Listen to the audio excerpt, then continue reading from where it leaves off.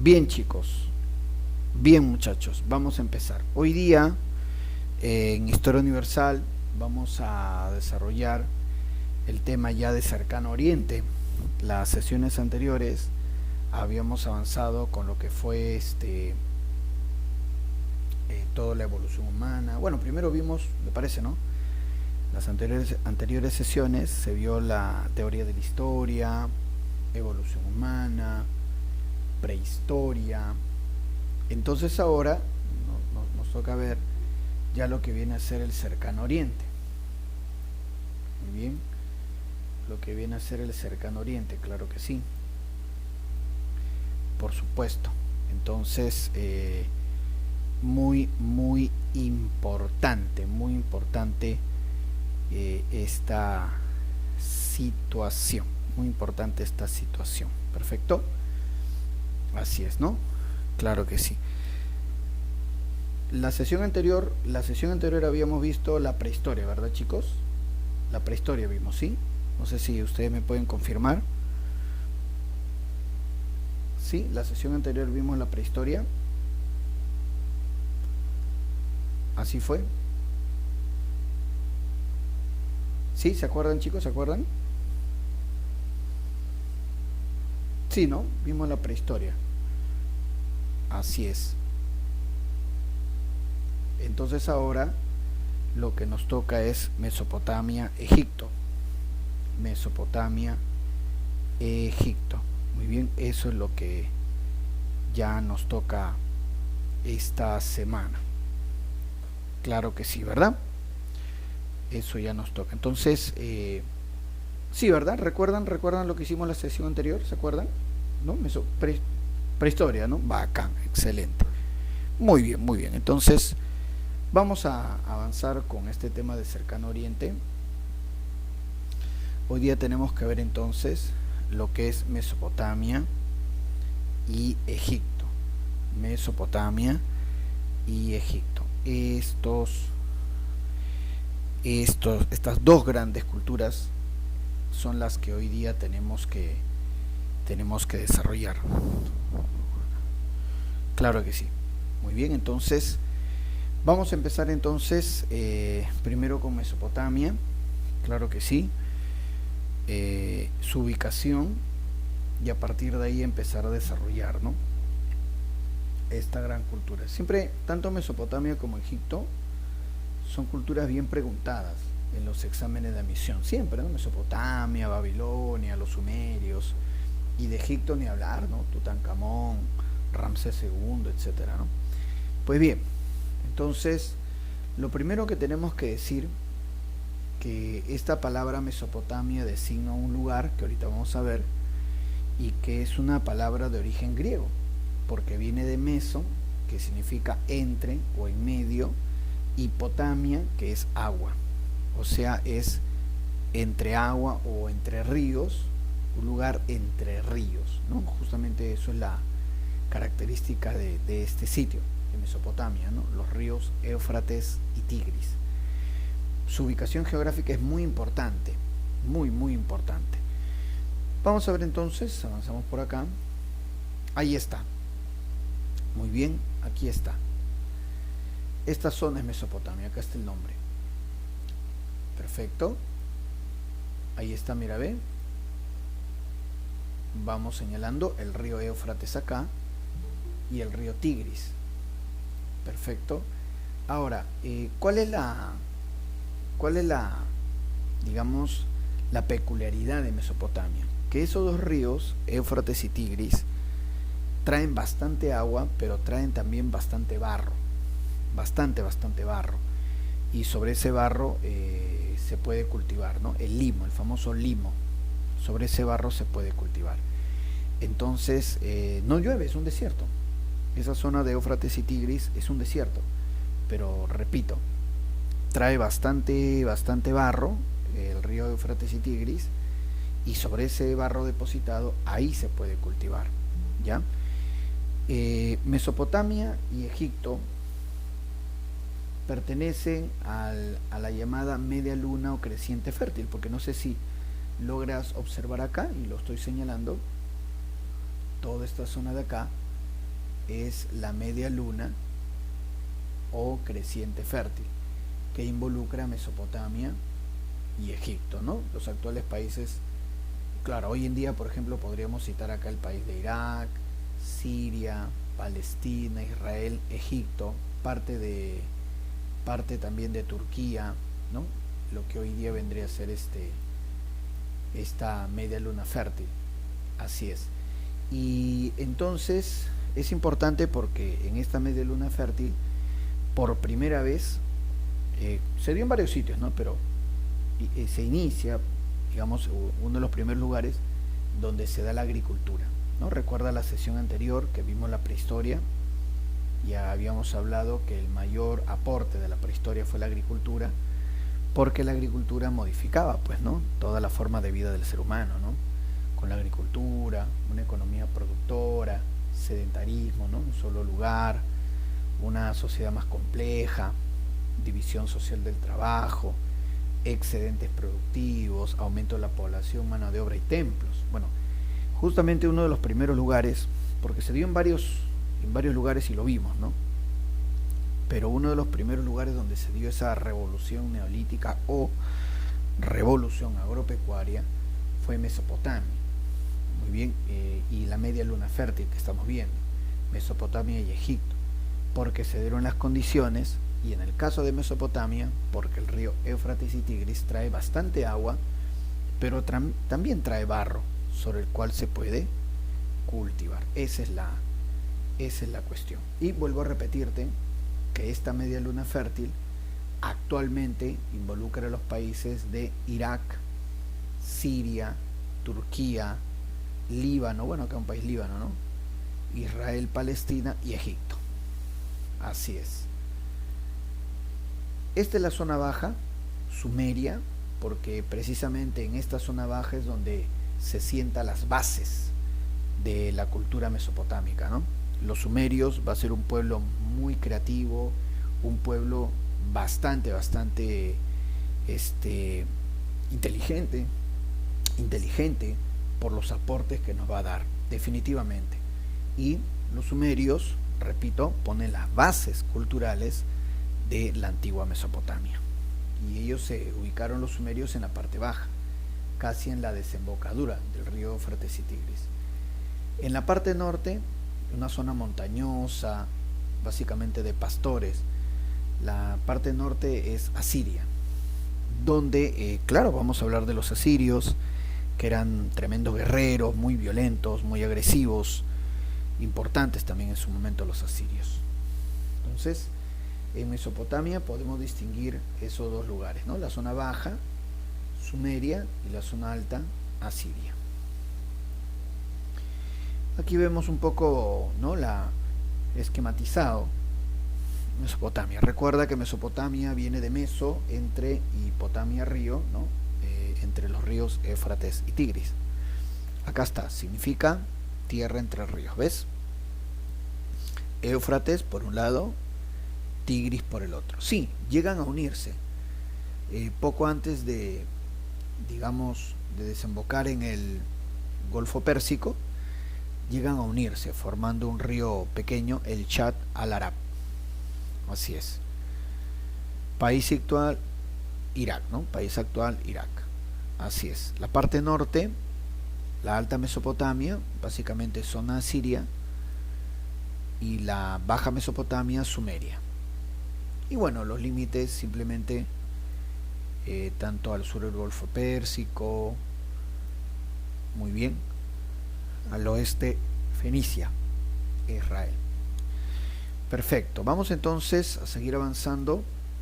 Vemos acá la secuencia, el desarrollo histórico de Mesopotamia, empezando por el periodo sumerio. Vamos a ver cada uno de estos periodos con sus características. Los sumerios, los acadios. Los sumerios recuperan su independencia. Primer imperio babilónico, asirios y segundo imperio babilónico. Entonces vamos a ir, repito, desarrollando cada uno de estos momentos. Ahora, de repente alguien podría preguntar, ¿no? Profe, ¿por qué hay tantos pueblos en Mesopotamia?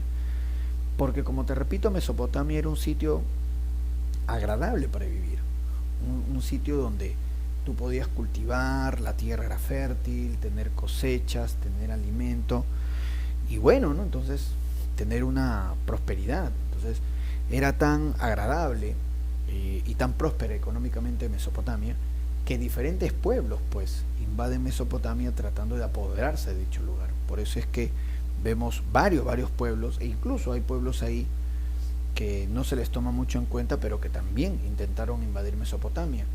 Por ejemplo, los hurritas, los mitanios, los hititas, los guti, muy bien, los caldeos, pero ya son pueblos menores, pues, ¿no? Pueblos pequeños. Acá nos centramos en los pueblos más importantes que dominaron Mesopotamia, empezando con los sumerios.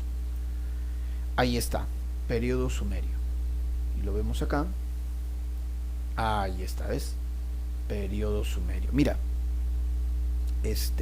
los sumerios pusieron las bases de la antigua Mesopotamia, definitivamente, porque por la cantidad de inventos, de creaciones que dieron los sumerios, no solamente a Mesopotamia, al mundo, al mundo.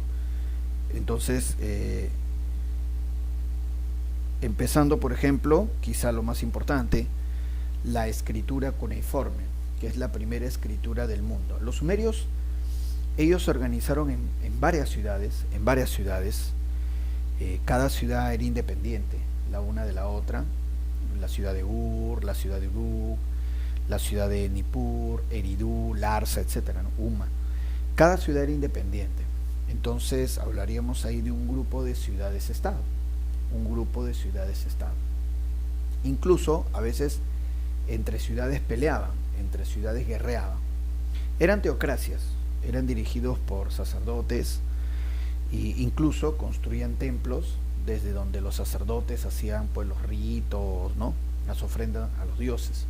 Justamente acá lo tenemos, mira, ve acá abajito, el Sigurat de Ur, ¿no? Mira, el Sigurat es una construcción de ladrillo, ¿no? Mira, ve, con especie de plataformas superpuestas en estas dimensiones enormes. Arriba se hacían los ritos en honor a los dioses, ¿no?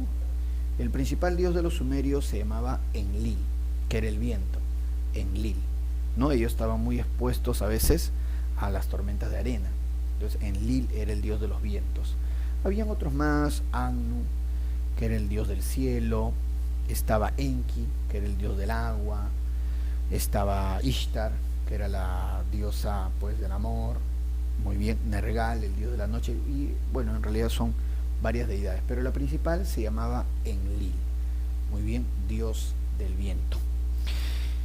Y en esos sigurat, que son construcciones características de los sumerios, solamente en lo que hoy vendría a ser Ur, muy bien, bueno, en lo que queda, ¿no? Ya sitio arqueológico, ¿no? De lo que antes había sido Ur, se encuentra el sigurat, ¿no? Que tú estás viendo acá, el famoso sigurat de un templo, un sitio sagrado de los sumerios. Y entonces también se desarrolló mucho el comercio entre las mismas ciudades sumerias, bastante el comercio. Entonces ellos obviamente tenían que buscar la manera de registrar, ¿no? Sus ventas, de registrar, ¿no? Sus productos. Y entonces ahí la necesidad de elaborar una escritura. Muy bien. Y acá tenemos, mira, esta es la escritura cuneiforme, definitivamente el invento más importante de los sumerios, ¿no? Escritura cuneiforme, ¿no? Cuneiforme porque tiene forma de cuña, si te das cuenta, son como cuñitas, entonces son tablillas de barro. Ni bien el barro estaba recién hecho, estaba fresquito, con una cañita entonces hacían los símbolos, la escritura cuneiforme.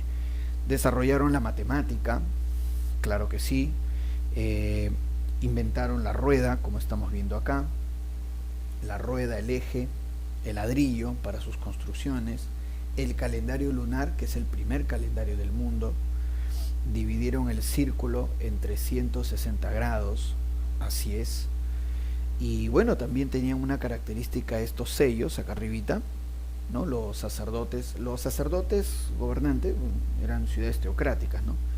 Al gobernante sacerdote se le tenía el título de En, muy bien, ese era el título, En, muy bien, entonces de esa manera. Por acá en el chat, Alessandro me dice, profe, es el inicio de la historia, el inicio de la civilización. Algunos le dicen el inicio de la civilización. ¿Por qué? Por la invención de la escritura, ¿verdad? Por la invención de la escritura.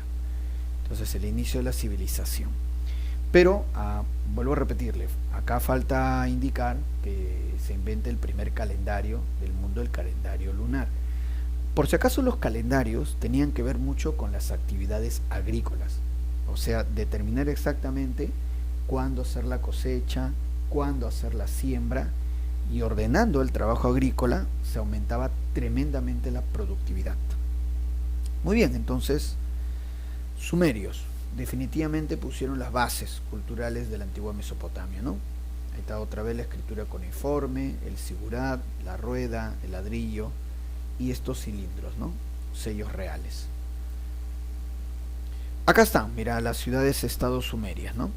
Ciudades-estado teocráticas, gobernados por sacerdotes con el título de En. Muy bien, claro que sí. Un montón. Acá, por ejemplo, está la ciudad de Uruk, Ur, más abajito, Larsa, pero como vemos, están justo en medio, ¿no? Entre el río Éufrates y Tigris, ¿no? Y en la Baja Mesopotamia. Todo esto es la Baja Mesopotamia. Este es, lo que se llama el estandarte de Ur. Es una pieza artística encontrada en las llamadas tumbas de Ur. Y este estandarte tiene dos lados, ¿no? En realidad, más que estandarte, parece un cajón grande, ¿no? Un cajón grande que por un lado tiene esta imagen, que es el panel de la guerra, arribita, y abajo está el panel de la paz. Arribita vemos el panel de la guerra, donde vemos, pues, ¿no?, que hay soldados, carros de guerra aplastando, ¿no?, a los enemigos, gente sometida, ¿no? Ese es en el panel de la guerra. Y abajo, en el panel de la paz, vemos a la gente mucho más tranquila, llevando sus animales, ¿no? Bueno, los arqueólogos dicen que en realidad estas dos imágenes simbolizan la conquista de un pueblo. No se sabe cuál es, pero simbolizan la conquista de un pueblo. El panel de la guerra es cuando el pueblo es conquistado, y el panel de la paz abajo es cuando el pueblo derrotado está, ¿no?, pagando un rescate o dando ofrendas a sus vencedores. Muy bien, pero entonces muestra del arte sumerio. Así es. Acá está, ¿no? Estos son los tesoros de las tumbas de Ur, de una de las ciudades estado más famosas de Sumeria. En las tumbas de Ur se han encontrado estos cascos. Se trabajaba el bronce. Recuerda que Mesopotamia y Egipto corresponden al periodo del bronce. Ahí está, entonces vemos cascos, espadas, esta especie de toro que vemos acá era parte de un arpa. Ellos tocaban el arpa. Perfecto. Vemos acá, esta es la estela de los buitres, donde se ve al sacerdote de Lagash, que ha derrotado a los soldados de la ciudad de Umma. Muy bien, la estela de los buitres. Y acá abajito vemos por qué ellos contaban de 12 en 12, en docena, media docena.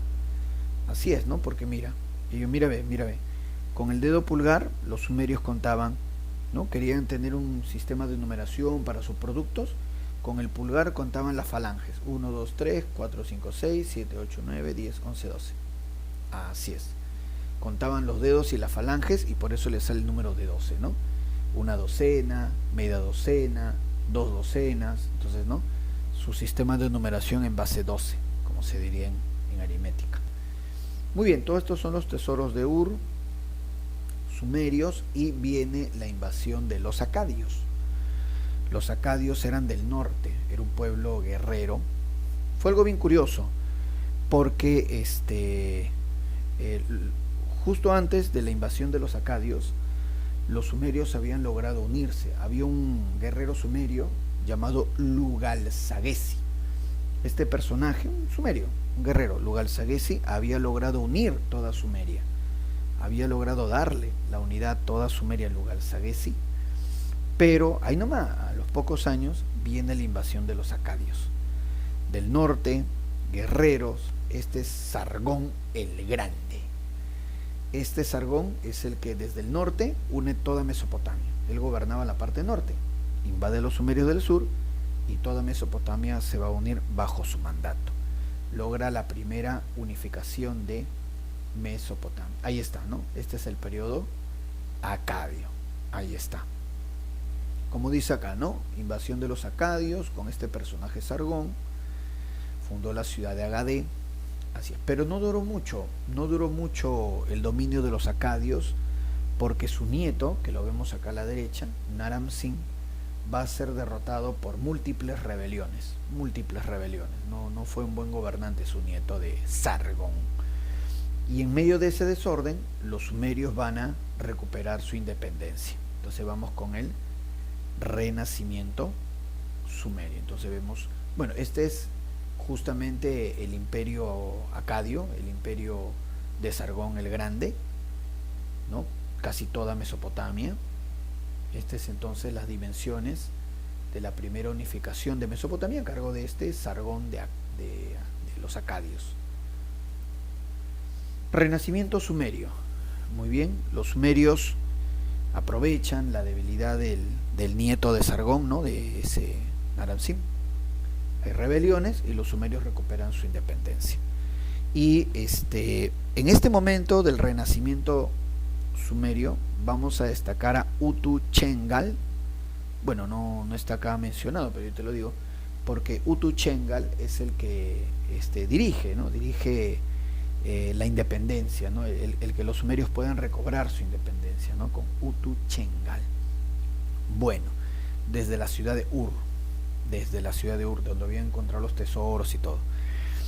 Y en este renacimiento sumerio, como se le llama, ¿no? En este momento en que los sumerios vuelven a ser independientes, vamos a destacar dos cosas. Se elaboran las primeras leyes escritas. Justamente lo vemos acá abajito. Esta es una tablilla de barro, el código de Ur-Nammu, primeras leyes escritas. Sí, entonces, ¿no? En Sumeria es donde nace esta idea, ¿no? De que las leyes que van a regir una sociedad estén por escrito, como para que nadie las cambie, ¿no? Entonces las primeras leyes escritas corresponden al periodo neosumerio. Y también este periodo corresponde el primer mito de la historia, la primera epopeya literaria, el mito de Gilgamesh. Este personaje que vemos acá con un cachorro de león es Gilgamesh. Muy bien, ahí está. Bueno, justamente se ha logrado descifrar las escrituras cuneiforme que nos hablan de este personaje Gilgamesh. Así es, importante, ¿no? El primer mito de la historia, la primera epopeya de la historia, ¿no? El mito de Gilgamesh.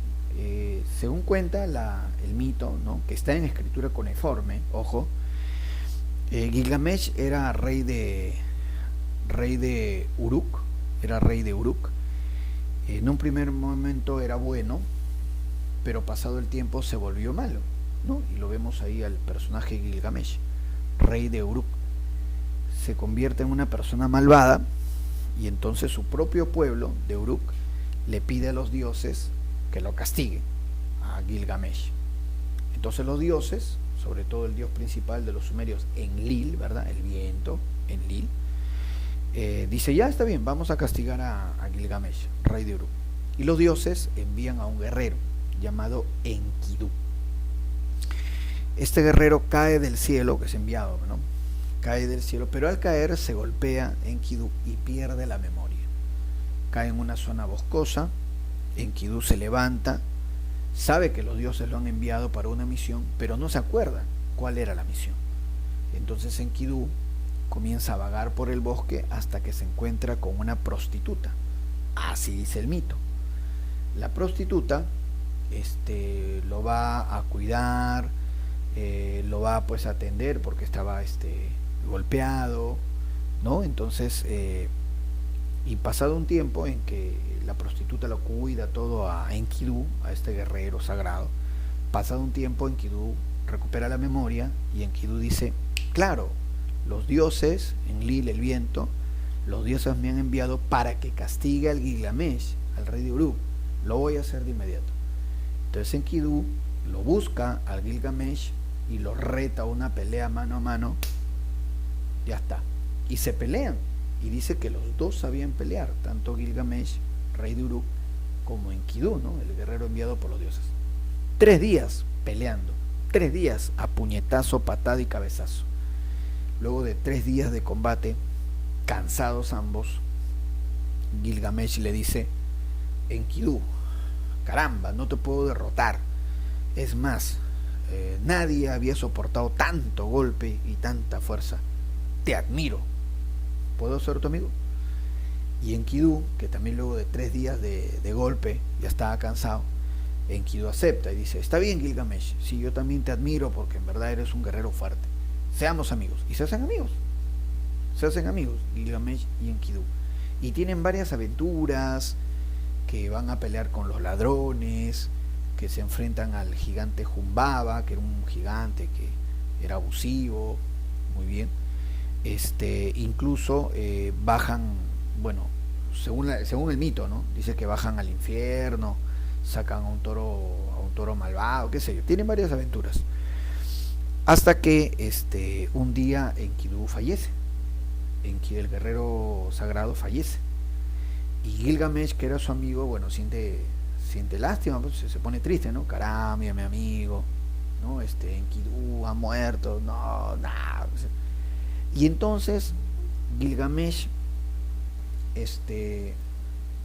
va a desarrollar un miedo a la muerte, ¿no? Entonces Gilgamesh no quiere morir, ¿no? Ha visto cómo ha fallecido su amigo Enkidu y Gilgamesh no quiere morir.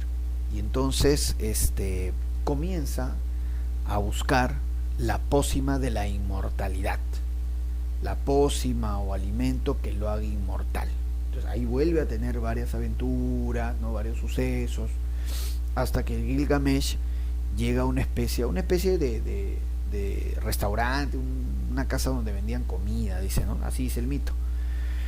Entonces Gilgamesh entra y le dice, ¿no? A la señora que atendía, caramba, ¿no? Deme una comida. Pero también Gilgamesh le pregunta a la dueña, ¿no? De ese restaurante o algo así. Y Gilgamesh le dice, señora, por si acaso usted sabe, conoce la pócima de la inmortalidad, porque no quiero morir. Y la señora le dice, no conozco. Sí, sé que existe, pero no conozco. En tal caso, la señora le dice a Gilgamesh, puedes preguntarle a ese anciano que está al fondo del restaurante, ¿no? Comedor, al fondo, pregúntale a ese anciano, porque ese anciano es inmortal. Ese anciano no va a morir, justo, él ha logrado lo que tú pretendes, la inmortalidad. Entonces anda, está al fondo almorzando, pregúntale cómo logró su inmortalidad. Entonces Gilgamesh dice, ya, excelente.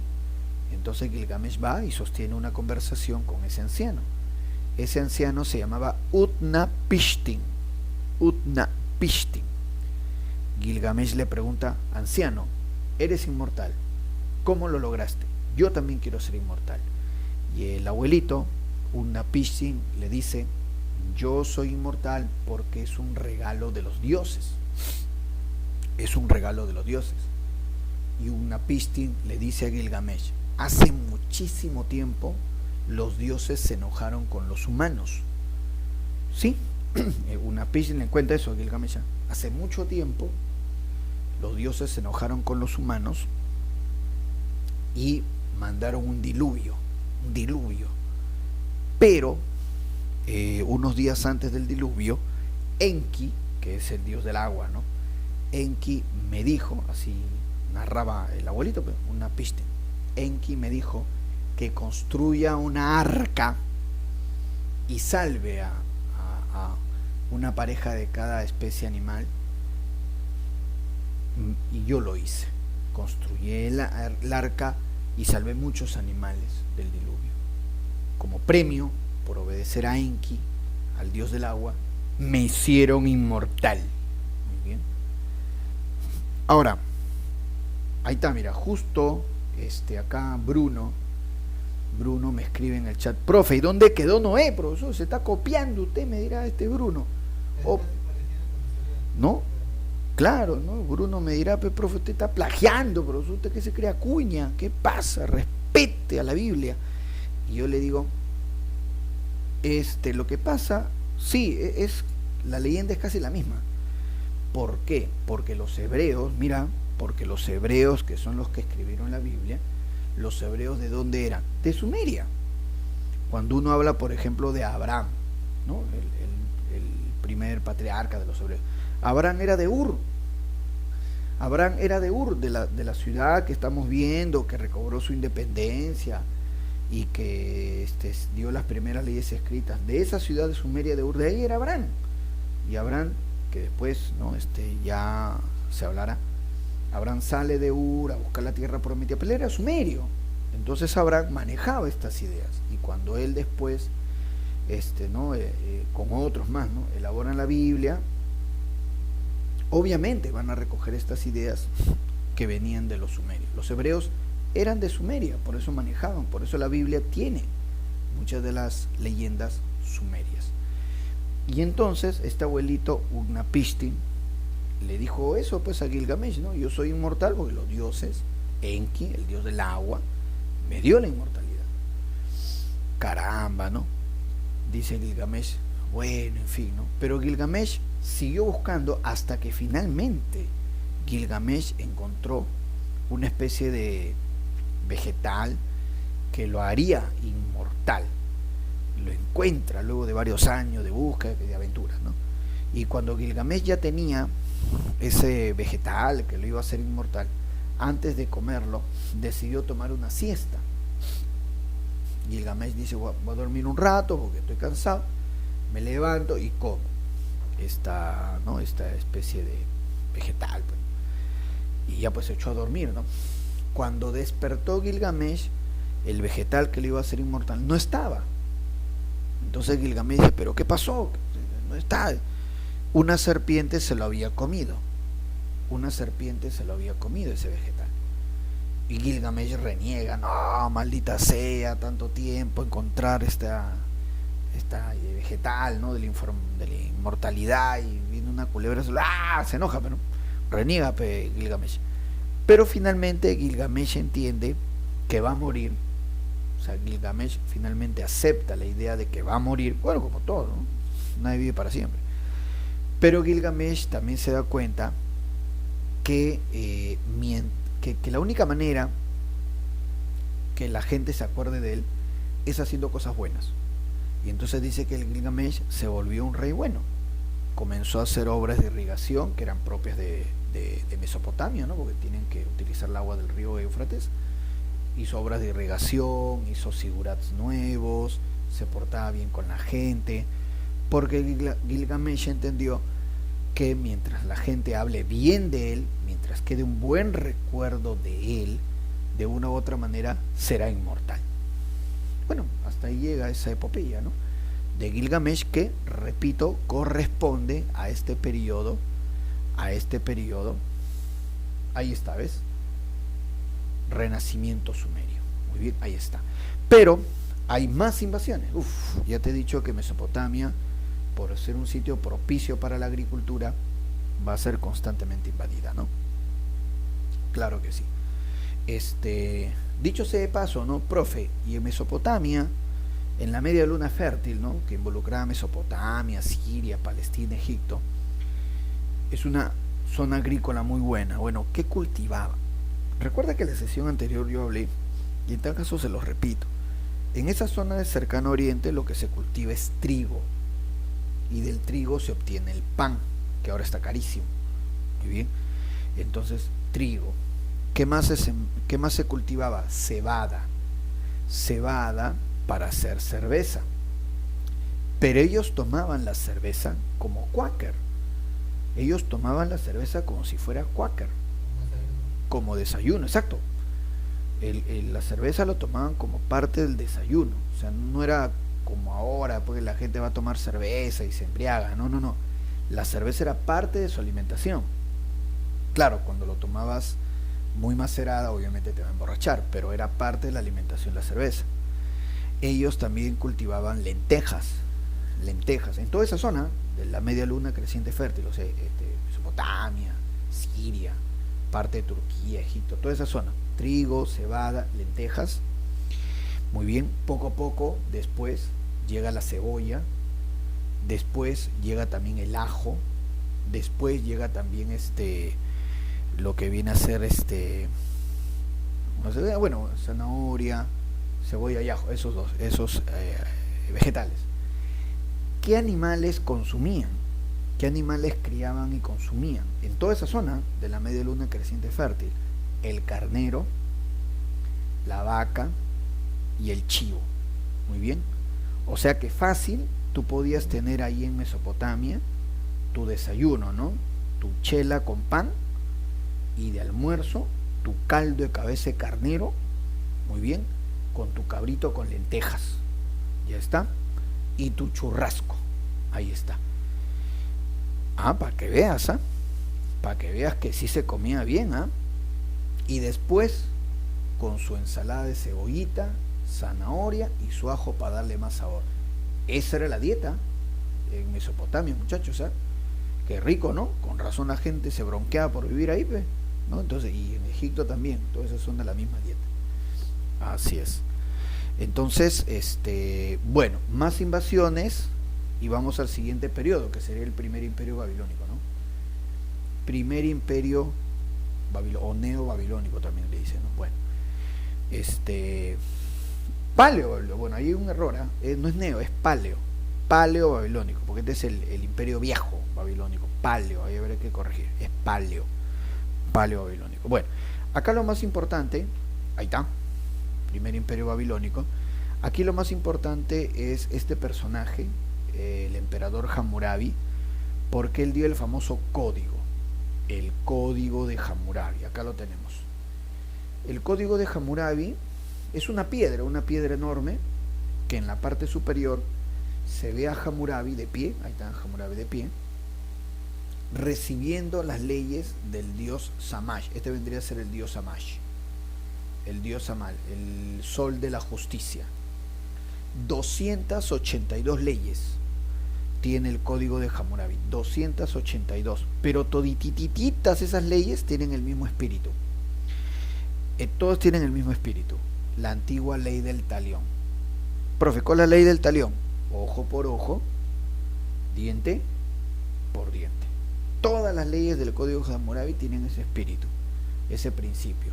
Ojo por ojo, diente por... O sea, el daño que tú me das es el daño que vas a recibir. Ya está. Pero, mira qué curioso, dos cositas ahí. El código de Hammurabi hacía distinción de grupo social. Hacía distinción de grupos sociales.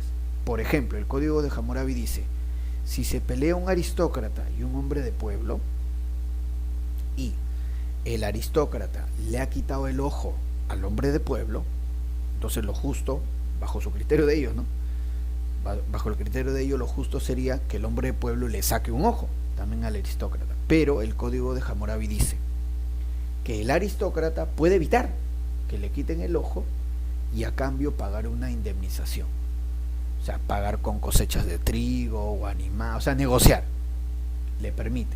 Al aristócrata le permite negociar y que no se cumpla estrictamente eso del ojo por ojo, diente por diente. En cambio, si el pobre es quien le ha arrancado el ojo al aristócrata, el aristócrata sí tiene por ley la opción de quitarle un ojo al del pueblo.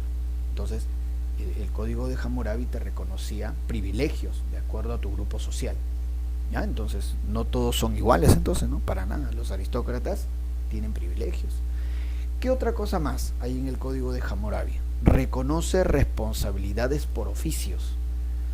Sí, responsabilidades por oficio. El código de Hammurabi dice: si un arquitecto construye una casa y la casa se cae, al arquitecto le cortan una mano. Si un médico, entre comillas, cura al paciente y ni aun así el paciente se muere, al médico le cortan ambas manos. Muy bien. Entonces, El código de Hammurabi reconoce oficios y responsabilidades por oficios. Así es. Muy bien, bueno, entonces ahí está. ¿Qué pasa con el imperio Paleo o primer imperio babilónico? Que fue invadido, para variar. Bueno, hay obviamente la ciudad de Babilonia, ¿no? Que en su momento fue una ciudad espectacular, pero va a haber invasiones. Van a venir los hititas. Recordemos que los hititas es el pueblo del Asia Menor que comenzó a trabajar armas de hierro. Y yo la sesión anterior claramente les dije que cuando un pueblo tenía armas de hierro, tenía superioridad sobre los pueblos que tienen armas de bronce. Los hititas invaden y destruyen el primer imperio babilónico, ¿no? Y llevan armas de hierro. Vamos entonces ahora, esa es la expansión del primer imperio babilónico, o paleo, ahí está, acá está escrito bien, paleo babilónico, ahí está, capital Babilonia, que era espectacular. Muy bien, claro que sí, ahí estaba el gran Sigurat de Babilonia, el gran Sigurat, con el Etemenanki. Y luego vamos ahora con el imperio asirio. Ahí está, el imperio asirio. Los asirios eran de la parte norte. Y bueno, los asirios eran malvados, ¿eh? Los asirios eran crueles los asirios. Ya tienen esa fama en tal caso, de ser extremadamente crueles. Y ellos tuvieron varias capitales en su proceso de expansión. Asur, pero su capital más famosa es Nínive. Muy bien, vemos ahí por ejemplo imágenes violentas. Siempre los asirios se graficaban en imágenes violentas, ¿no? Acá lo vemos a Surbanipal, ¿verdad? Acuchillando un león herido. Acá abajo vemos personas empaladas, mira, ven, como anticuchos humanos. Y luego acá tenemos esta leona que le han perforado la columna vertebral y está agonizando, ¿no? Está agonizando y sufriendo, ¿no? Entonces, este tipo de escenas los asirios tenían en sus templos. Muy bien, justamente estas escenas buscaban atemorizar a sus rivales, ¿no? Atemorizar, meter miedo, como se dice, ¿no? A las poblaciones vecinas. Y sí, en parte lo lograban, ¿eh? Son imágenes muy crueles, muy despiadadas, con bastante, incluso ¿no? Casi escenas morbosas, ¿no? Para ver el dolor de los animales, de las personas, de los prisioneros, ¿no?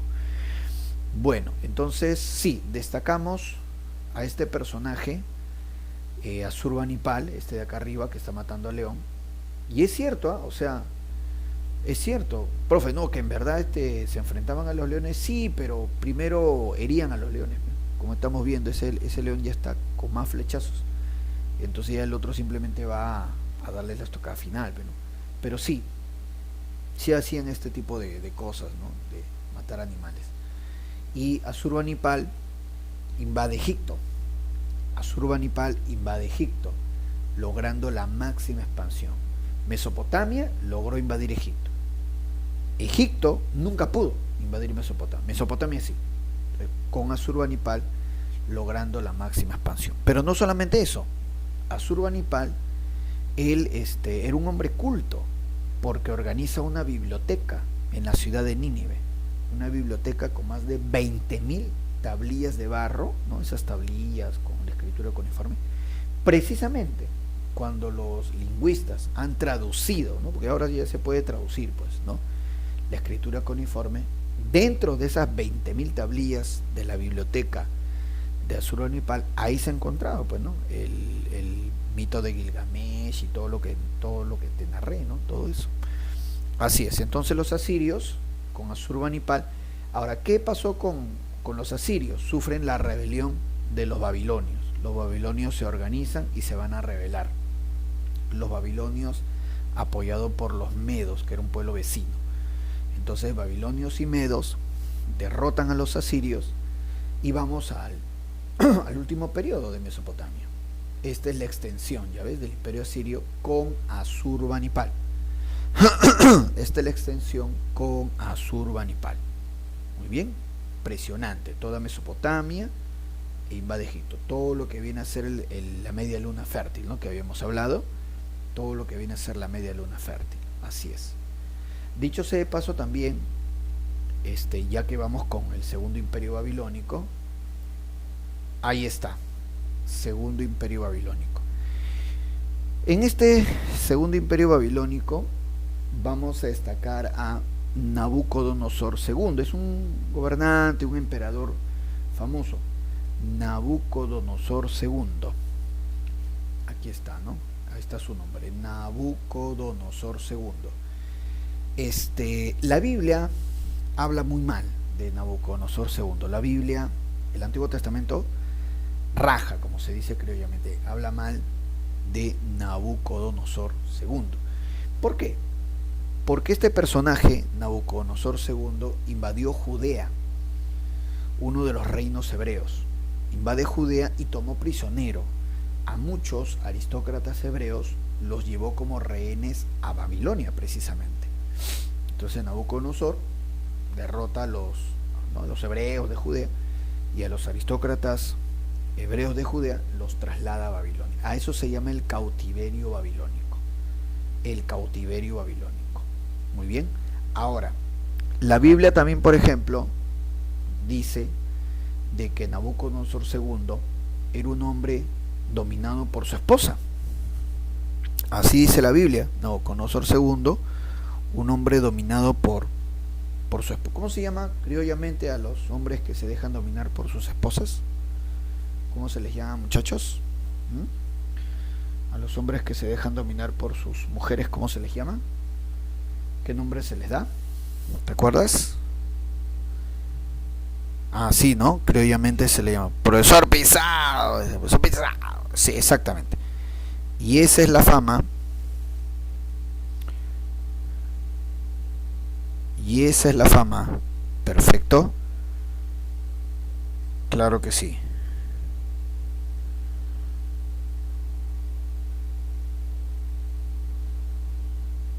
Claro que sí. Entonces, esa es la fama que la Biblia le da a Nabucodonosor II, ¿no?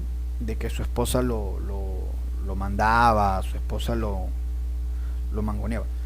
Según la Biblia, su esposa le pide a Nabucodonosor II que construya un sigurat, esos templos, ¿no? Así, con plataformas, pero que en cada nivel ponga plantas, enredaderas, flores, etc.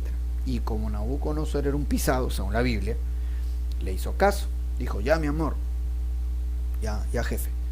Y entonces Nabucodonosor hizo un sigurat hermoso, con plantas, con enredaderas, y a ese se le llama los jardines colgantes de Babilonia, ¿no? Que lo vemos acá la imagen, una imagen idealizada, ¿no? Porque de hecho no fue tanto así, pero bueno. Entonces los jardines colgantes de Babilonia. Entonces Nabucodonosor II, ¿no?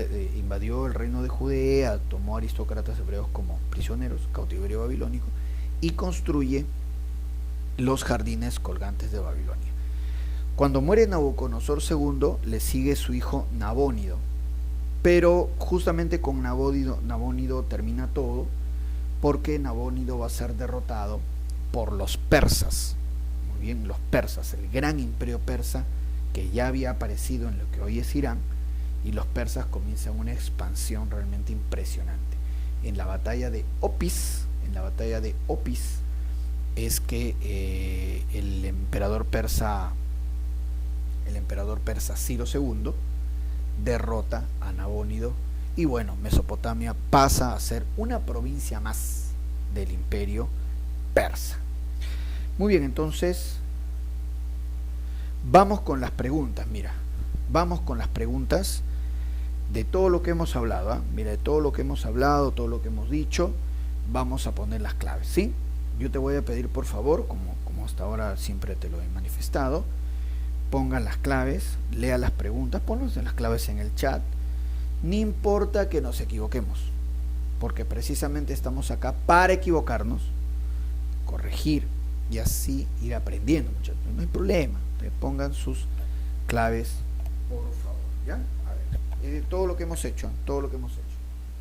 Así es.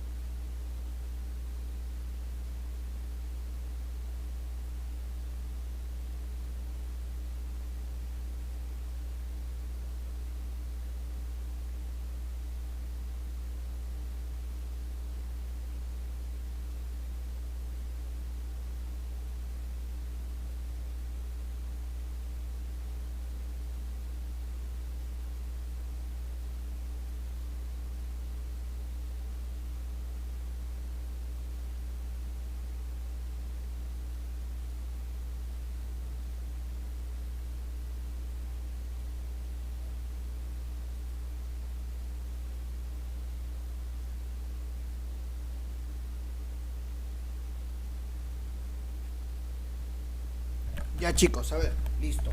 Vamos a poner las claves. Veo que aquí están poniendo las claves. Ahí Paolo, Alessandro, bien Carlos, Abigail también. Vamos a ver. La primera pregunta dice: nombre que se le ha dado a las construcciones religiosas formadas por plataformas superpuestas y que servían para la observación de los astros. Los sigurat, ¿verdad? Vamos a ponerle entonces acá 1D. Sigurat. Siguiente, la 2. Indique los aportes de la cultura de Mesopotamia. A ver, la premisa A no puede ser porque en ningún momento hemos hablado de pirámides. Pirámides no hay. La premisa B tampoco porque en ningún momento hemos hablado de moneda, ni de color púrpura. La premisa C, sí. Sigurat, que son los templos, la rueda y la escritura cuneiforme.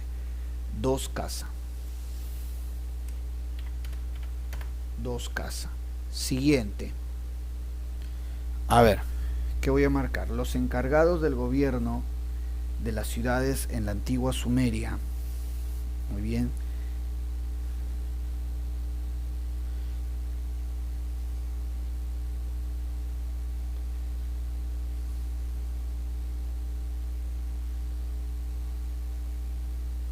Así es.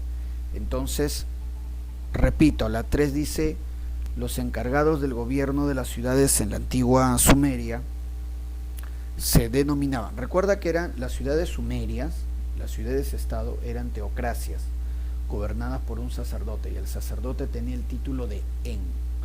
El título de En. Entonces, 3 agüita. Vamos con la pregunta 4. Pueblo de Mesopotamia relacionado a la fundación de las primeras ciudades-estado como Ur, Uruk, Lagash, Nippur, Eridu y Kish. Son ciudades sumerias, ¿verdad? Sumerias. 4 casas. 4 casas. Siguiente, vamos con la pregunta. Mira cómo quedó la primera fila, la primera columna, y las claves están en el chat. 1 dedo, 2 casa, 3 agüita, 4 casa. Vamos con la segunda columna, a ver. Pregunta 5 dice: organización política presente durante el periodo sumerio. Bueno, eran ciudades-estado, pues. Cada ciudad era independiente, incluso guerreaban entre ellas. 5 dedos. 5 dedos. 6. Actividad relacionada con el arado, canales y el limo en la antigua Mesopotamia. Recuerda que, bueno, el arado es utilizar, ¿no?, a los animales para roturar las chacras, y el limo es el barro, ¿no?, el barro fértil donde se cultivaba, barro traído por los ríos. Entonces, agricultura. 6 casas. 6 casas. Siguiente, pregunta 7. Pueblo relacionado a la formación del primer imperio en Mesopotamia. Sumerio. No, perdón. Pueblo relacionado a la formación del primer imperio. El primero en unificar Mesopotamia. Yo le dije Sargón el Grande, que era de los acadios, que del norte baja a invadir a los sumerios. Une toda Mesopotamia por primera vez. Sargón el Grande del pueblo de los acadios. 7 besos. 7 besos. 8. Dice: personaje que expulsó a los Guti, logrando el resurgimiento de los sumerios. Ese es Utuchengal, ¿no? El personaje que yo les había dicho que no estaba ahí presente, pero les mencioné. 8 dedos. 8 dedos. Entonces, ¿cómo queda la segunda columna, no? Ahí están las claves en el chat. 5 dedos, 6 casa, 7 beso y 8 dedos. Bien, hay un segundo bloque, ¿sí? Vamos a poner las claves también, chicos. Vamos a poner las claves ahí también. A ver, ¿qué vamos a colocar en este segundo bloque? Es de todo lo que hemos hecho. Es de todo lo que hemos hecho.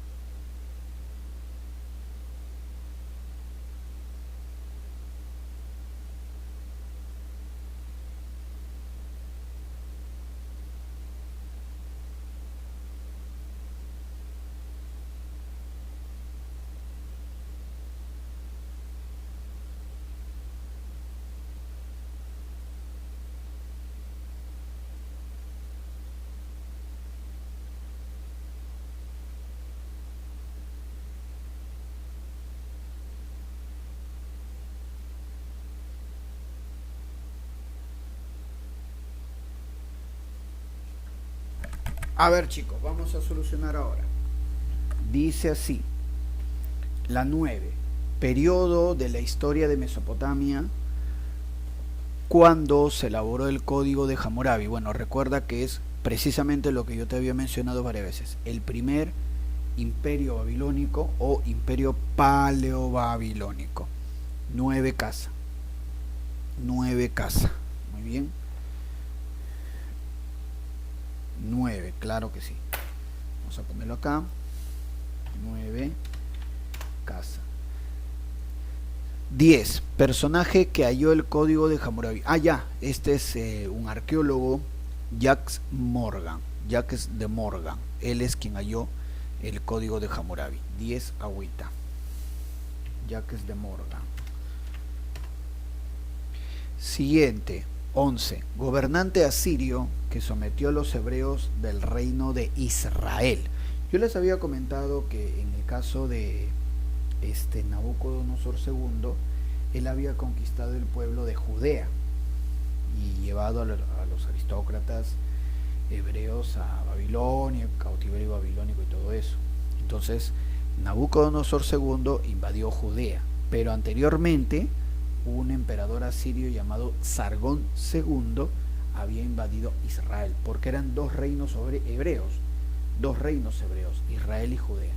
Israel, que nos está diciendo acá la pregunta número 11, fue invadida por Sargón II, y luego Judea fue invadida por Nabucodonosor II. 11 casa. 11 casa. 12. Dice, gobernante del imperio neobabilónico que se relaciona con el llamado cautiverio Nabucodonosor II, ¿no? Y el cautiverio babilónico es cuando llevó preso, ¿no?, a los aristócratas hebreos a Babilonia. 12 dedo. 12 dedo. ¿Cómo queda entonces la primera columna, ¿no? Las claves están en el chat. Claro que sí. 9 casa, 10 agüita, 11 casa y 12 dedo. Vamos con la segunda columna. A ver, pregunta 13. El último gobernante del imperio neobabilónico, o sea, el gobernante que fue derrotado por el emperador persa Ciro II el Grande en la batalla de Opis, es Nabónides. 13 dedo. 13 dedo. Siguiente, 14. Pueblo que desarrolló las bases culturales de la antigua Mesopotamia. El pueblo que sentó las bases de la cultura. El pueblo que inventó la escritura cuneiforme, los ladrillos, los templos sigurat, el calendario lunar, la división del círculo en 360 grados, la rueda. Impresionante, ¿no? ¿Quiénes hicieron todo eso, chicos? Agüita, me dice Alessandro. Claro, pues los sumerios. Definitivamente. Muy bien, Alessandro. 14 agüita. 14 agüita. 15. Dice, gobernante asirio que invadió Egipto y Susa, además de formar la gran biblioteca. Fue ese asirio que logra la máxima expansión, ¿no? Y que se le representa cuchillando un león. Asurbanipal. Asurbanipal. 15 dedo. 15 dedo. Y siguiente, la 16. Los dioses principales de babilonios y asirios. De babilonios y asirios. Muy bien. Bueno, yo te había comentado que los sumerios tenían varios dioses, pero los sumerios, su dios principal era pues Enlil, el viento. Enlil, el viento. Así es. Ok. De los babilonios, ellos también tenían varios dioses, pero el principal dios babilónico era Marduk, que era el sol. Marduk era el principal dios babilónico, Marduk, el sol. Entonces la clave tiene que tener a Marduk, porque me dice principal dios de los babilónicos, Marduk. Y de los asirios, su principal dios se llamaba Asur, que era el dios de la guerra. Los asirios adoraban, y Asur lo representaban siempre con un personaje alado, con un personaje con alitas. Lo representaban a Asur, de la guerra. Entonces, 16 dedo. 16 dedo. Ahí está. Muy bien, entonces, ¿cómo queda la segunda columna? ¿No? Ahí están las claves en el chat, ¿verdad? 13 dedo, 14 agüita, 15 dedo y 16 dedo. Perfecto. Avanzamos entonces, chicos. Vamos ahora con el Egipto antiguo. Ajá. Mira, acá tenemos el desarrollo histórico, ¿no?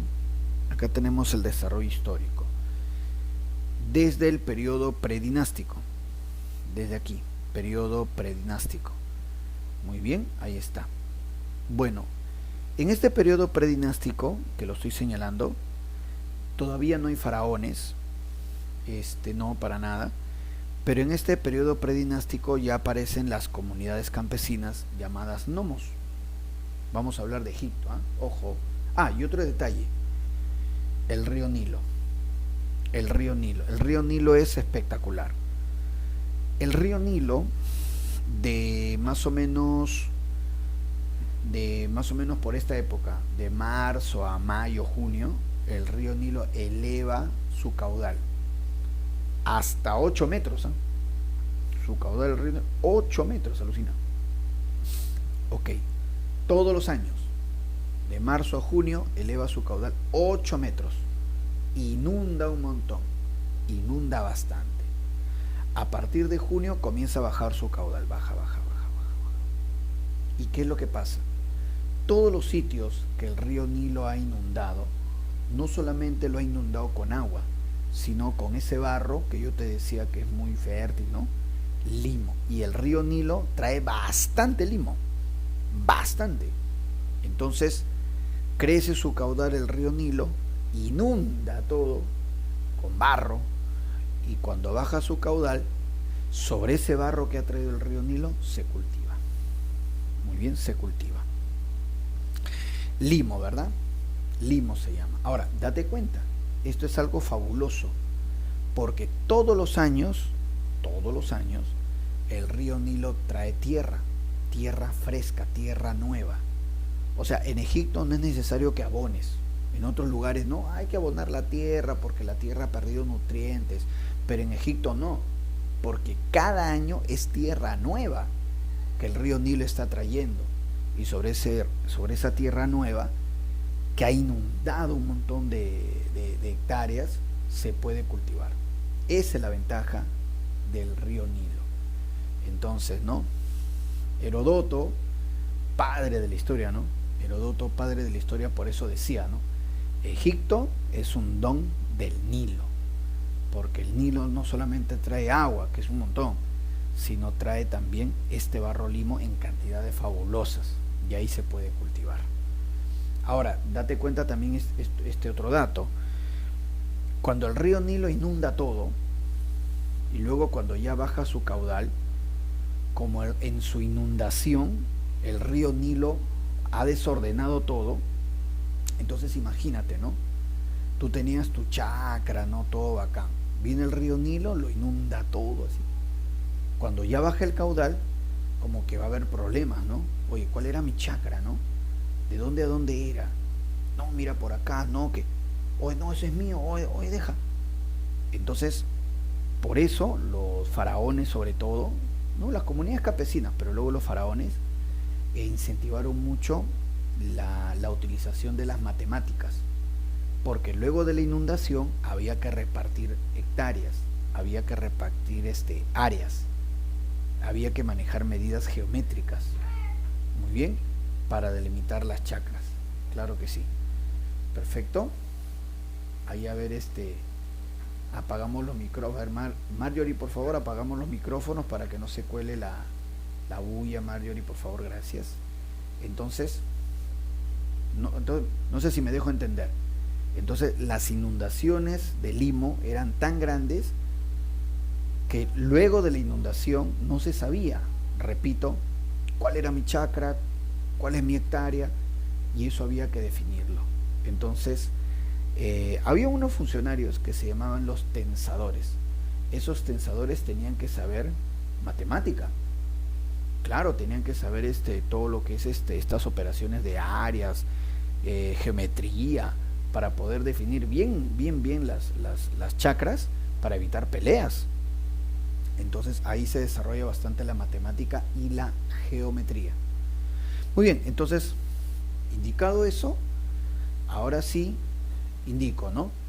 En el periodo predinástico, acá está, como te dije, se forman las comunidades agrícolas. 42 comunidades agrícolas. En este periodo predinástico no hay faraones, pero aparece la escritura jeroglífica. Aparece la escritura jeroglífica y se elabora el calendario solar. Mira qué curioso, ¿no? En Mesopotamia manejaban el calendario lunar, que es el primero, el más antiguo, pero acá en Egipto se inventa el calendario solar. Recuerda que nosotros, ¿qué calendario manejamos? Solar, como el de los egipcios. Luego tengo acá el periodo tinita. En este periodo tinita aparece el primer faraón, llamado así, Menes o Narmer. Este primer faraón domina tanto el Alto Nilo como el Bajo Nilo, los dos grandes sectores, el Alto Nilo como el Delta. ¿Por qué se llama periodo tinita? Porque la capital que impuso este faraón Menes es Tinis, la ciudad de Tinis. Luego tengo por acá el Imperio Antiguo, que se llama Menfita porque la capital era Menfis y el dios supremo era Ra, el sol. En este Imperio Antiguo o Imperio Menfita, ahí se construyen las grandes pirámides. La cuarta dinastía construye las grandes pirámides, ¿no? Keops, Kefren, Miserino. Muy bien, la pirámide más grande era Keops, 147 metros de alto, espectacular. Y las pirámides originalmente, ¿no?, tenían un revestimiento de piedras, ese revestimiento se ha perdido, ya se ha deteriorado, pero originalmente las pirámides tenían un revestimiento de piedra impresionante, unas piedras blanquecinas que con el sol brillaban de una forma notable. Muy bien, así es. Entonces, bueno, pero el Imperio Antiguo termina con el primer intermedio, donde hay rebeliones de las comunidades, de los nomos, hasta la aparición del Imperio Medio. El Imperio Medio tenía como capital Tebas, por eso al Imperio Medio le dicen Imperio Tebano, primer Imperio Tebano, y el dios es Amón-Ra, que significa lo mismo, el sol. Imperio Medio. En el segundo intermedio llegan invasiones extranjeras, sobre todo los Ixos, que traen el hierro y coches de guerra. Y luego del segundo intermedio, viene el Imperio Nuevo. En el Imperio Nuevo es donde están los más importantes faraones, que ahí ahorita vamos a ver lo Imperio Nuevo, ¿no? Y finalmente la decadencia, donde Egipto fue continuamente invadida por asirios, ¿no? Hemos visto ahí a Surbanipal, ¿no?, el asirio que invade Egipto, pero también luego Egipto va a ser invadido por los persas, los macedónicos, los romanos, etcétera, ¿no? Así es. Ahora, te digo lo siguiente. Una característica de los egipcios son las tumbas, sobre todo las tumbas de los faraones, que son las más espectaculares. Pues bien, el primer faraón, y acá lo voy a apuntar, Menes o Narmer, el primer faraón se enterró en una mastaba. Mastaba era una construcción no muy grande, de barro, de adobe, subterránea también, bueno, una construcción más o menos grande, la mastaba.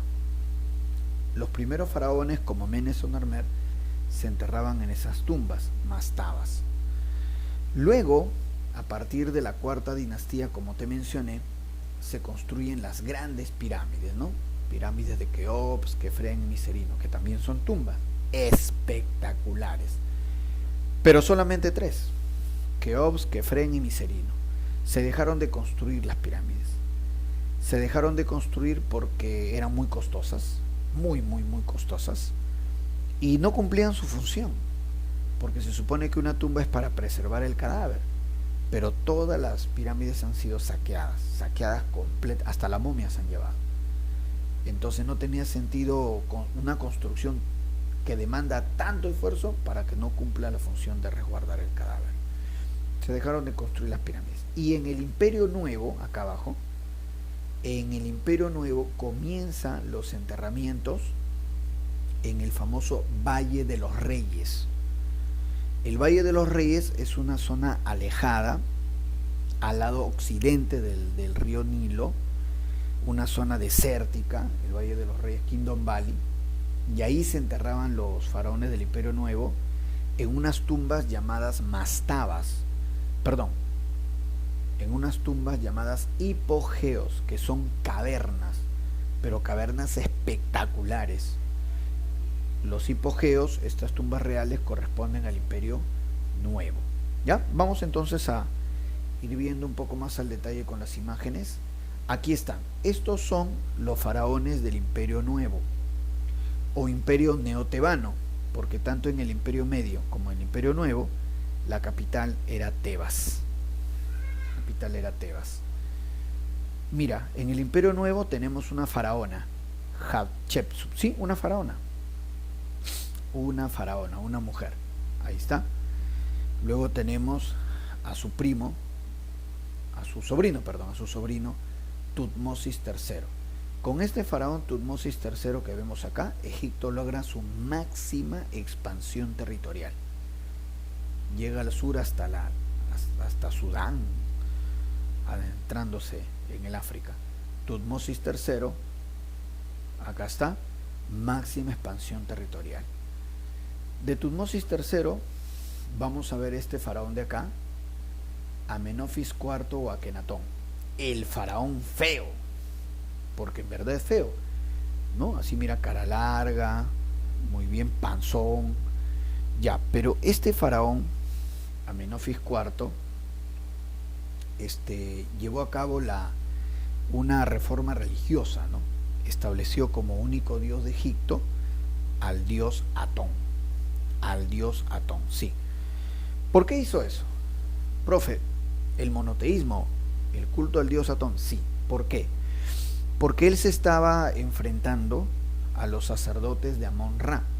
La ciudad de Tebas, que era la capital del Imperio Nuevo, como lo fue del Imperio Medio, en la ciudad de Tebas el principal dios era Amón-Ra, el sol, pero los sacerdotes de Amón-Ra tenían mucho poder, demasiado poder tenían los sacerdotes de Amón-Ra, y entonces para tratar justamente, ¿no?, de aislarlos y de quitarles poder a los sacerdotes de Amón-Ra, Amenofis IV estableció el culto a un solo dios, solo a un solo dios, al dios Atón, y él como faraón era el único sacerdote de ese dios Atón. Por eso se cambió de nombre. De Amenofis IV se puso a Akenatón, el sirviente de Atón. Y es más, para este nuevo dios Atón, este faraón Amenofis IV mandó construir una ciudad entera. La ciudad de Tel el Amarna. Algunos a esta reforma religiosa que hizo Amenofis IV de establecer un solo dios, el dios Atón, también le dicen reforma amarniana por la ciudad que él construyó para el dios Atón, Tel el Amarna. Vemos acá, este faraón es bien singular, porque mira está abajo. Esta imagen de acá abajito se llama el Dumbar, y vemos al faraón con sus hijos. Es más, le está dando un besito a uno de sus hijos. Su esposa, que es la famosa y hermosa Nefertiti, está ahí al frente también con hijos. Entonces, parece una escena de un parque, ¿no? De un parque de una familia que está saliendo a pasear con los hijitos. Una familia tranquila, excelente. Y esto llama la atención, porque los faraones generalmente se retrataban en imágenes de fuerza, guerreando, matando, fuertes, musculosos, omnipotentes, no así, pero no. En cambio, este Amenofis IV no. Como vemos, él se representa como es, feo, o se representa con su familia. Entonces un faraón bien singular en ese aspecto, ¿no? No le interesaba mucho proyectar esa imagen de fuerza, intimidar, no, más bien un faraón tranquilo, ¿no? Familiar, parece, ¿no? Un faraón distinto definitivamente, ¿no?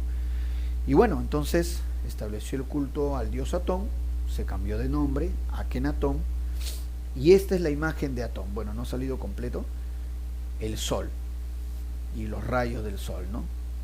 Graficados acá. Muy bien, entonces cuando muere Amenofis IV le sigue su hijo Tutankamón, este personaje de acá.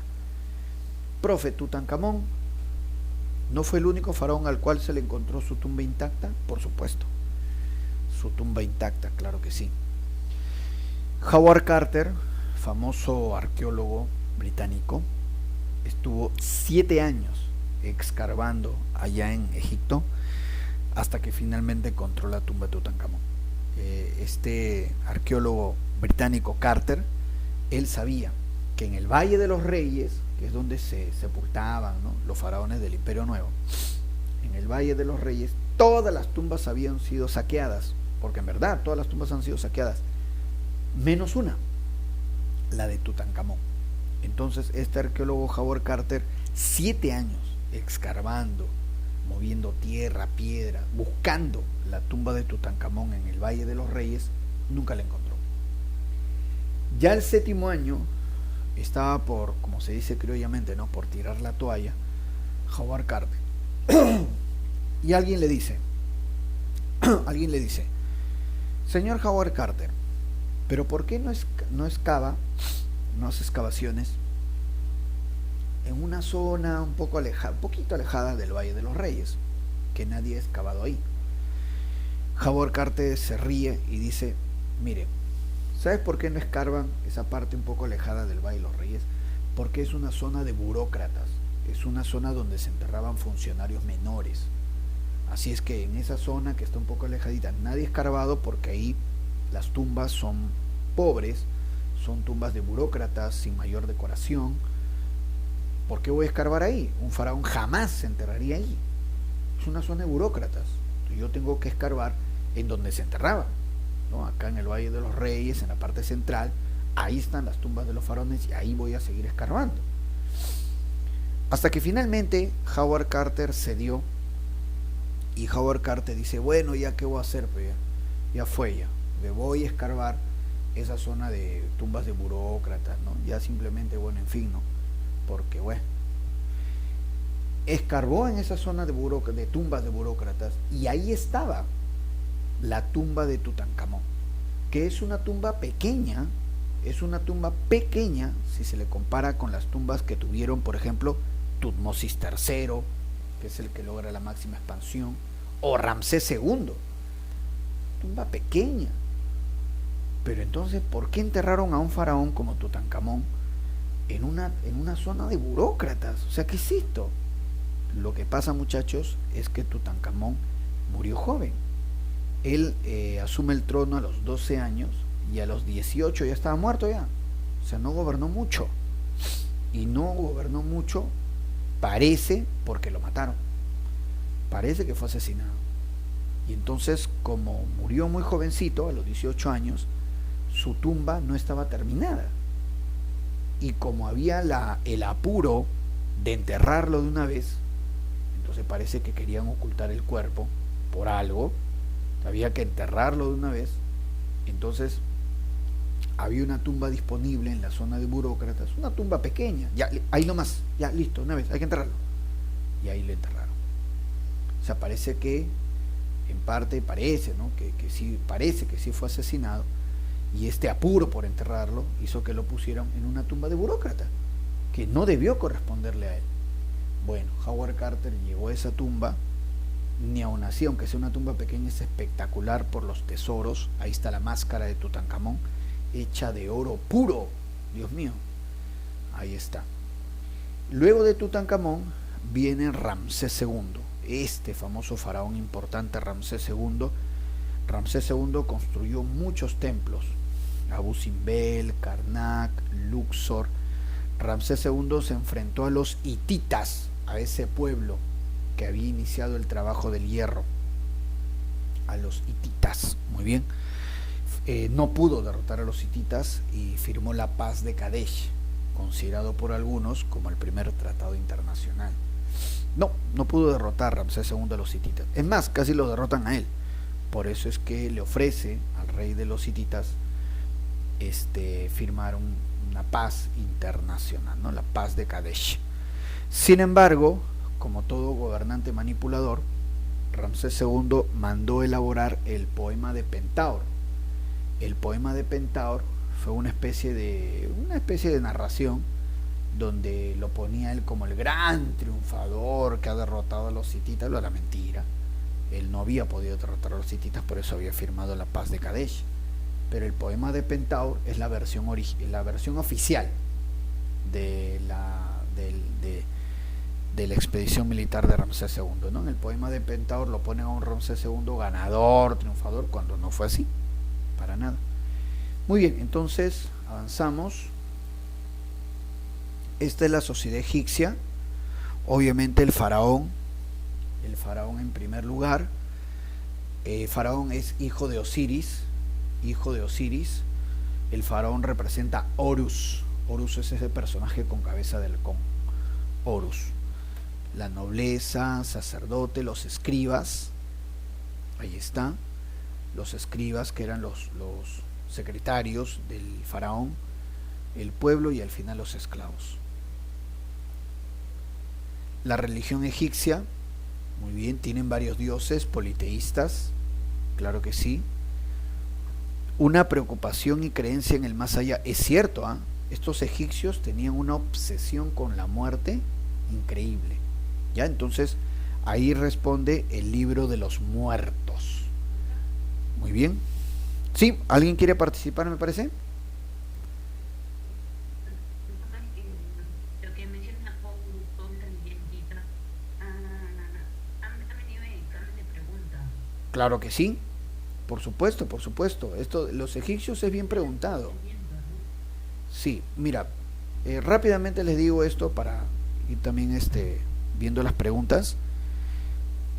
Es así la situación. O sea, la creencia de los egipcios, ellos dicen que cuando tú morías, que mueres, entonces de tu cuerpo salen dos energías. Ellos decían así. O sea, tú mueres y de tu cuerpo salen dos energías. Una energía llamada Ba, que se va para siempre. Es su creencia de ellos, ¿eh? Salen dos energías de tu cadáver. El Ba se retira y el Ak es tu alma. Entonces, esa alma Ak es llevada a un juicio. Quien la lleva es este dios cabeza de chacal, Anubis. Dice, Anubis lleva tu alma Ak a ser juzgado. Muy bien. ¿Quién va a ser el juez? Osiris, la primera momia. De Osiris, la primera momia. Perfecto. Hay una balanza grandota con dos platillos. En un platillo ponían una pluma, Maat, que representaba la justicia, la pureza, y en el otro platillo simbólicamente ponían tu corazón. ¿No? Simbólicamente, ¿no? Tu corazón. Entonces, si tu corazón pesaba igual que la pluma Maat de la justicia, tú tenías una vida eterna, y entonces todo bien, una vida eterna. Pero si tú habías cometido faltas, habías sido malvado, cruel, egoísta, ¿no? Habías tenido una mala actitud, entonces tu corazón es pesado. Si tu corazón era más pesado que la pluma Maat, entonces tu alma era destrozada por un animalito un monstruo de modo tragador, te destrozaba. Muy bien. Repito, si tu alma pesaba igual que la pluma de la justicia Maat, tú tenías una vida eterna. Para los egipcios era muy importante la preservación del cadáver, porque el cadáver es lo que le va a permitir a tu alma también tener esa vida en el más allá. Por eso también la obsesión de los egipcios en las momias. Incluso cuando no había momia, te hacían una escultura de tu persona, para que el alma Ak ¿no? tenga ese soporte en la escultura y que puedas tener esa vida en el más allá. Entonces había una obsesión, como les digo, por la vida en el más allá. Vamos a ver, porque acá está, me parece, los dioses. Ahí está, mira, ve. Ahí están los dioses.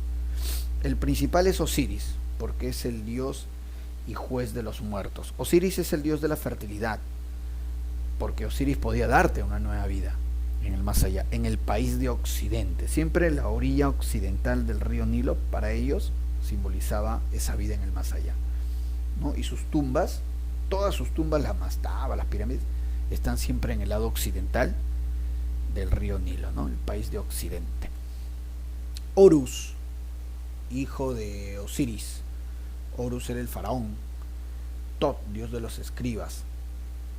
Ta, el dios de los artesanos. Ta, por ejemplo, a Ta se la representaba con el buey Apis. Los egipcios adoraban animales, ¿ah? Ya exageraban la cosa también los egipcios, ¿ah? Sí. Tenían, por ejemplo, tenían cocodrilos sagrados. Adoraban a la diosa Bastet. La diosa Bastet era una gatita. Esta diosa de acá era una gatita. La diosa Bastet. Adoraban el buey Apis. El buey Apis era un buey, ¿eh? Era un animal que ellos consideraban que era la reencarnación del dios Ta, del dios de los artesanos.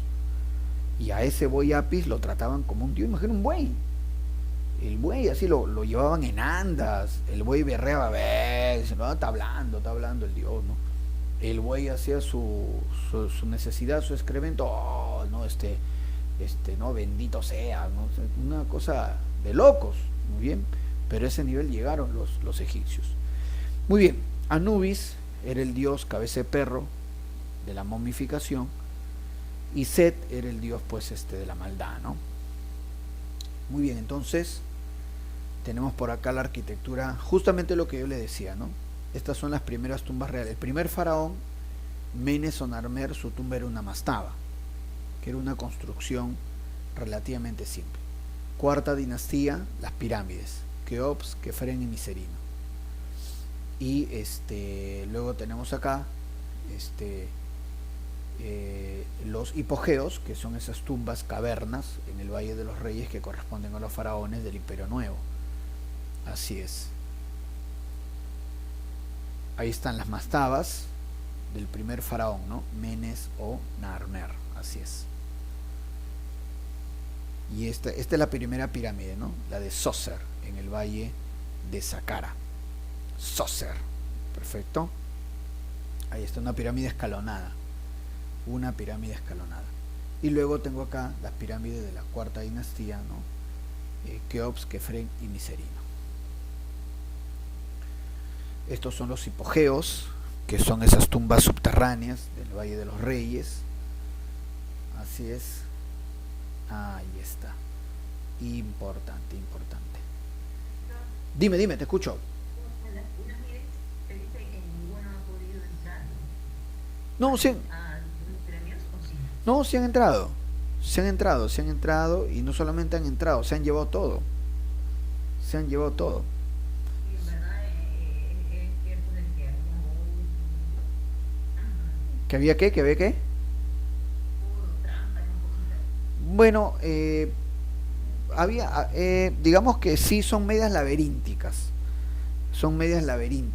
O sea, un poco confuso para desorientar a los invasores, a los ladrones. Pero tú sabes que los rateros toditas se la saben. Al final accedieron y se llevaron todo. Tienen, en el caso de las grandes pirámides, tienen entradas. Tienen pequeñas entradas. No es que haya muchas habitaciones adentro, ¿ah? En cada pirámide habrá 2, 3 habitaciones máximo, no hay más. Y bueno, ¿no? Entonces sí llegaban a tener entradas. Habían entradas falsas, sí, es cierto, o sea, especie de entradas que no te llevaban a ningún lado. Pero igual los ladrones acertaron con la entrada correcta y, como les digo, ¿no? Todo se lleva, hasta la momia, todo, no respetaban nada. Incluso algunos ladrones han dejado sus grafitis, todavía burlándose, ¿no? Ya estaba ahí, han puesto su nombre o qué sé yo, ¿no? Han puesto eso. Bien, vamos a ver entonces por acá, mira. Lo que no se tiene una moneda de una faraón Ha habido varias, no, creo que sí hay, ¿ah? La más famosa es Hatshepsut, ¿no? Esta faraona del Imperio Nuevo. Creo que sí se preserva su momia. Me parece que sí se preserva su momia de Hatshepsut. Era una faraona. Era una mujer poderosa. Era una mujer poderosa ahí en su momento. Muy bien. Y ella gobernó antes de Tutmosis III. Tutmosis III era su sobrino y Tutmosis III después logra la máxima expansión. Así es. Vemos acá. Sí hubo, pero mira, específicamente, bueno, la otra no para hablar con un poco, pero lo único que se encontraron de ella es un poco no he encontrado más prácticamente ya probado como de la Sí, en el Imperio Antiguo también se sabe que hubieron faraonas. Había una, creo que era Binotris, creo se llamaba una. O sea, han habido varios, porque faraones han habido bastantes, pero la más famosa por su trascendencia, ¿no? Y por su influencia es Hatshepsut. Y me parece que de ella sí se encontró su tumba, pero ha habido otras más. Eso sí, en el Imperio Antiguo, como les digo, de repente a eso se refieren que se han encontrado restos, ¿no? Bien, vemos acá, mira, la escritura egipcia. Tres escrituras: jeroglífica, que era de los faraones; hierática, de los sacerdotes; y demótica, que era para el pueblo. Esta escritura se ha podido descifrar gracias a esta piedra, la piedra de Rosetta, que ha sido descifrada por este personaje, el francés Jean Champollion. Muy bien, en la piedra Rosetta hay escritura jeroglífica, demótica y griega. Es el mismo texto escrito en tres idiomas distintos. Bueno, entonces, y la escultura egipcia, impresionante. Ahí está Nefertiti, que era la esposa del faraón feo de Akenatón. La esfinge, muy bien, que se relaciona al faraón Kefren. Esta es la escultura del escriba sentado, los colosos de Memnón y el templo de Ramsés II en Abu Simbel. Muy bien, ahí está entonces. Perfecto. Vamos ahora con las preguntitas para ir acabando, chicos. Vamos con las preguntitas. Muy bien. A ver, entonces. A ver, resolvemos. A ver. Pongan sus claves, a ver, chicos, pongan su clave. Todo lo que hemos hablado, ¿eh? Todo lo que hemos hablado, a ver. Pongan su clave, muchachos. Así es.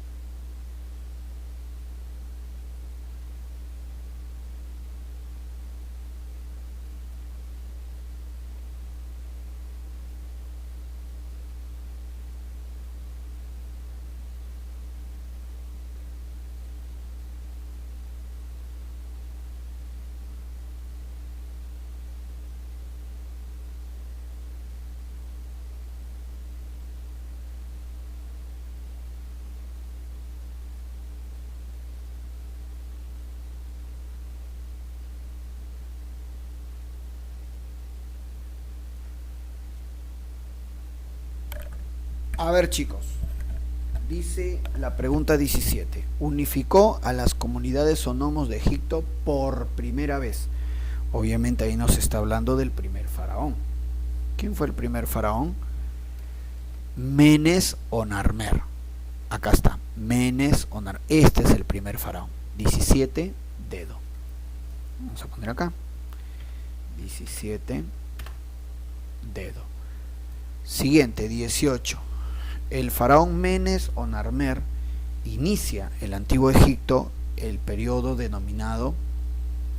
Recuerda que yo les había comentado que Menes o Narmer cuando une todo Egipto, es el imperio tinita, porque él pone como capital Tinis. Él empieza la unificación desde el pueblo de Tinis, él era de ahí, de lo que viene a ser la zona del Alto Egipto, de Tinis. Entonces por eso se le llama imperio tinita. 18 agüita. 18 agüita. Siguiente, 19. Las provincias en el antiguo Egipto se denominaban, las provincias en el antiguo Egipto se denominaban nomos, ¿verdad? Nomos, las comunidades campesinas, nomos. 19 dedo. 19 dedo. Siguiente, 20. Personaje de la antigüedad al cual se le atribuye la frase Egipto es un don del Nilo. ¿Te acuerdas quién dijo eso?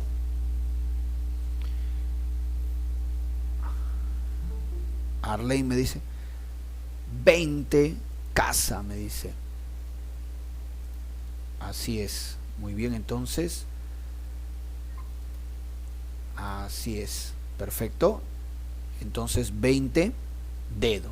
20 dedito. Ya está. Seguimos. Entonces la primera columna, las claves están en el chat. 17 dedo, 18 agüita, 19 dedo y 20 dedo. Vamos con la segunda columna. Dice 21. El faraón que logró la máxima expansión territorial del antiguo Egipto, ¿no? Habíamos quedado. Es Tutmosis III. 21 dedo. 21 dedo. Siguiente, 22. El arqueólogo británico Howard Carter encontró una espectacular tumba real en 1922. ¿A qué faraón pertenecía dicho sepulcro? ¿Se acuerdan, chicos? ¿Qué faraón vendría a ser?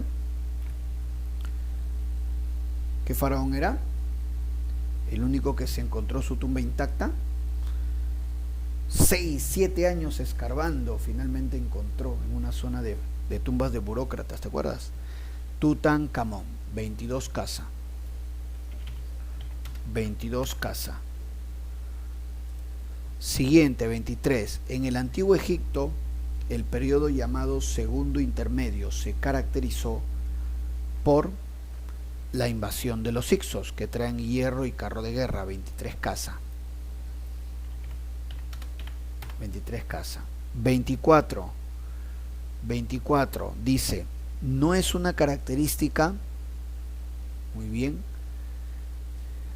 del antiguo Egipto. Perfecto. ¿Cuál será acá? No es una característica de Egipto. La respuesta es dedo. Esculturas Lamassu. Ese Lamassu eran toros con cabeza de hombre, que eso es propio de Mesopotamia. Algunos le dicen querubes. 24 dedo. Esos Lamassu corresponden a Mesopotamia. 24 dedo. Muy bien. La segunda columna entonces, ¿cómo queda? 21 dedo, 22 casa, 23 casa y 24 dedo. Muy bien. Entonces de esa manera, perfecto. Y vamos a poner las claves rápidamente del segundo bloque. Dice, pregunta 25. Tipo de escritura que perteneció a los egipcios. ¿Cuál será ahí la clave? Hierática, ¿verdad? 25 besito. 25 beso.